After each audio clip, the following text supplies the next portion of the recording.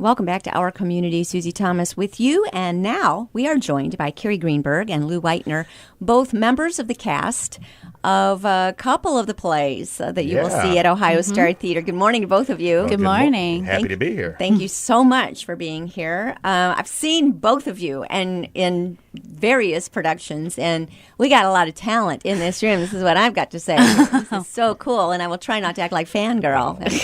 Really, really, really good.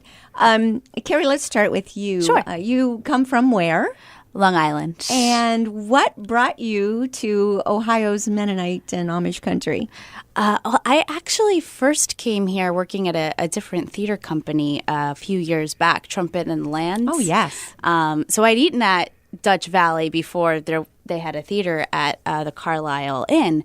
But I grew up going to Lancaster. Being from Long Island is a short car ride away. And there's only 3 of us in my family. I'm an only child, and my mother didn't see the point in cooking a huge Thanksgiving dinner. She's like, the Amish already do that. So we would go to Lancaster, and we would spend Thanksgiving break up there, and we'd eat actually right down the road from the Birdenhand location of Blue Gate Musicals as well. So one of the things we do as actors, we don't go to job fairs, but we do go to audition conferences, and we'll audition for about 100 companies at once with one package. So it's, go big or go home. And one of the companies I had contacted through email was Blue Gate Musicals, and I talked about my experience visiting the Amish culture growing up, and I thought it would be cool to work there again. And they didn't have a spot for me in the Birdenhand location, but they're like, well, you can come join us in Ohio.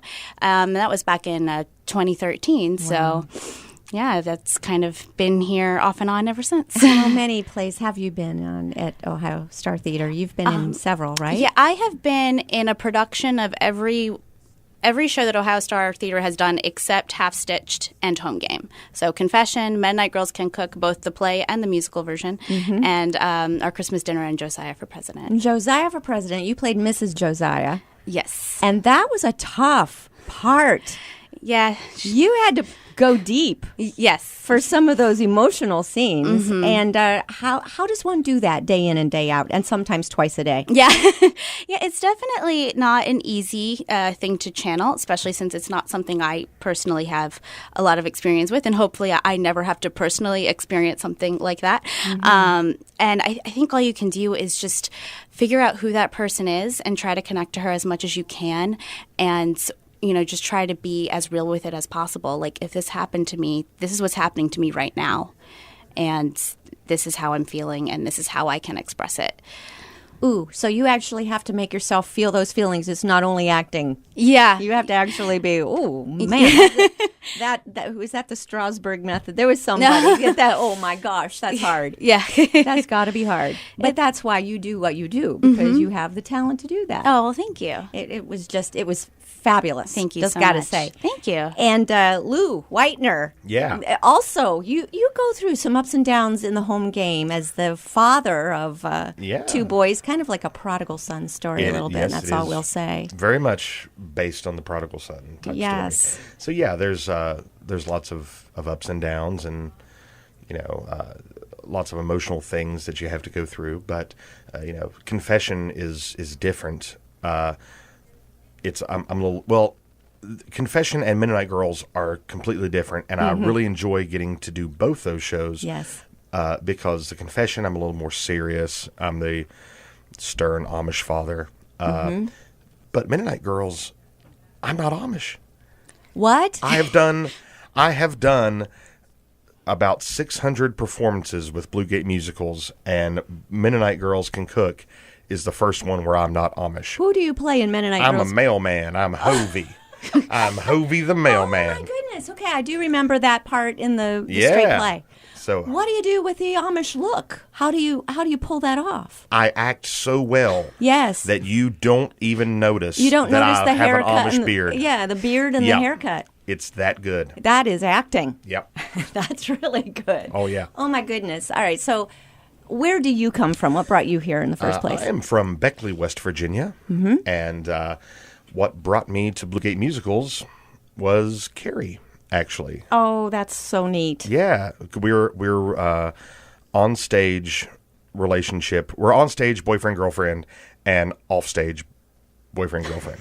So I guess we can say that. Yeah, You heard 7 that years. here first. 7 years. Yeah. That's very cool. So she got hired first, and because she's so awesome, they decided to give me a chance. And now I've been here for 5 years as well. Oh my So- goodness. Oh my goodness. All right. Well, and we're all the better for it because you also such a talented guy.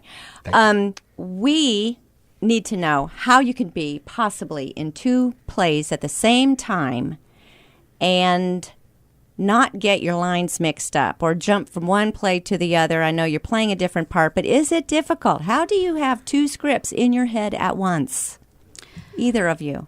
I mean, it's certainly more of a challenge, but it's not one that we haven't been able to conquer. I would say the biggest challenge for me is that when I start to get ready, and sometimes I start parting my hair down the middle, and it's a Mennonite Girls Day, and I'm like, nope, no Amish hair, and then I have to start over again. But like once you're on stage, I mean, granted, I do wear an apron in both shows, so I do have that constant going for me. But they're so different, and the relationships that we have with the different people who are in each show are so different that it's really easy to kind of keep them separate. I feel like it's anyone who's working 2 jobs, or even like a pastor who works with several different communities. You're going to know Mary Jane at, Church A, and then you're going to know who like Susie is at Church B. Yes. It's a different environment, it's a different True. set, it's different people. You just, it's kind of you compartmentalize everything. And I just look at it as like we're just working 2 jobs. That's a very good way to look at it. Well, I guess, okay, that does make so much sense. How about working together on stage? I think if my husband and I were in something together, we would just giggle. Just look at each other and start to giggle. Well, that's the fun part is that I try to make her giggle. So Yes. if I can make her giggle on stage, then because she's the most professional person I know, so if I can actually make her laugh, then I know I've done something right. Any little practical jokes going on that we ought to know about behind the scenes? No? No, nope. Not yet? Nope. Well, Our bosses may be listening, so we can't say we can't say that we can, occasionally pass a picture of our director around on stage. We can't say that kind of thing, so we don't do that. or vote for Josiah stickers. Yeah. So no, we are Then no. we are the picture of Professionalism. professionalism. Yeah. That's what I was going to say. What can you tell us about Mennonite Girls Can Cook? The new version, the Mennonite Girls Can Cook 2. So last year it was a 3-person, 12-character ensemble comedy. This year it is a 6-person, 6-character musical comedy. They focused a little bit more on Joanna just like really wanting to be in Hollywood for the pursuit of something more. I kind of like, in Disney's Beauty and the Beast, I Want Adventure in the Great Wide Somewhere. That's Joanna. Yes. But it's also a little bit of Dorothy from Wizard of Oz because she realizes everything she really wanted she had all along. Mm-hmm. And then you have some fun characters that come along. And because we are not playing multiple characters, which was a lot of fun, we can develop them a bit more. Because everyone loved Hovey last year, but he wasn't there very much, Right. because Bobby, who you had on your show previous, he played Hovey last year. He had to Yes. play 4 other characters. Yes. So He was always changing into some Exactly. other outfit. Yeah. Mhm, yeah. So now we can see how lovable Hovey really is now. And also, on the other hand, you have Bernie. Boo, we don't like Bernie. No. But Brandon, who plays Bernie, he does a fabulous job, but he's able to really develop that character because he can just focus on that. And then, we brought back Natasha because everyone loves Natasha. yes. And now Oh, she's yes. got a fantastic song. It's like a 50s inspired song. Ooh. So if you like some 50s music, come check it out. Mm-hmm. I sing a country song. I channel my Shania Twain. So if you like some country music, check it out. And I'm there too. And as the mailman. Yes. Well, I'm just there to be cute. The lovable mailman. Very lovable. Well, so much more character development, as Yeah. you say. Is it difficult, though? You knew it the first rendition of it. Going from one to the other, has that been difficult? There was somewhat of a challenge because some of the lines may have been the same, or they would add like one more sentence. That's or we would funny. have, because like Kenna and I, who you've also had on your show, Yes. we were the Mennonite girls last year, and we had this one, like, we had a couple of argument sections that were exactly the same, but then they added 2 lines.